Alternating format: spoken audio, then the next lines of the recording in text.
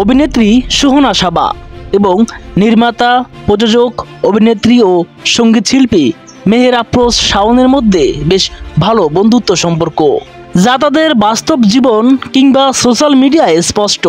তবে সোশ্যাল মিডিয়ার কর্মকাণ্ড সহজেই দৃষ্টি কাড়ে নেটিজেনদের। এবারও ঠিক তাই হলো। তবে এবার সুহানা সাবাকে হুঁশিয়ারি করেছেন অভিনেত্রী শাওন। কিন্তু কেন, জানতে হলে দেখতে হবে পুরো ভিডিওটি।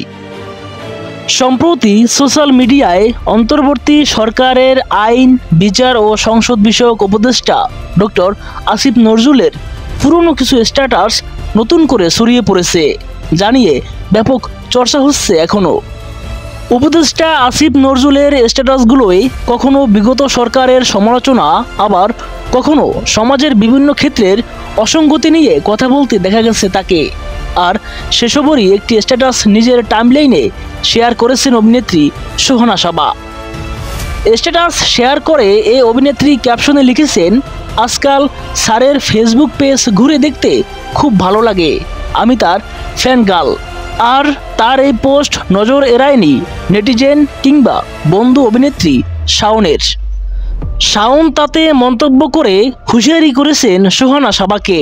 তাকে উদ্দেশ্য করে অভিনেত্রী শাওন লিখেছেন, আমার মেয়ের জামাইয়ের দিকে চোখ দিবি না, খবরদার। এই মন্তব্যে অবশ্য পাল্টা জবাবও দিয়েছেন সুহানা সাবা। লিখেছেন, আপু, আমি স্যারের ফ্যানগার্ল মাত্র। সোশ্যাল মিডিয়ায় তাদের এই পোস্ট দেখে নেটিজেন ও ভক্ত শুভাকাঙ্ক্ষীরা অবশ্য বুঝতে পেরেছেন তারা দুজনেই কেবল মজার ছলে এসব করেছেন। আর তাদের এই হাস্যরস্যক মন্তব্য নেটিজেনরাও বেশ উপভোগ করেছেন।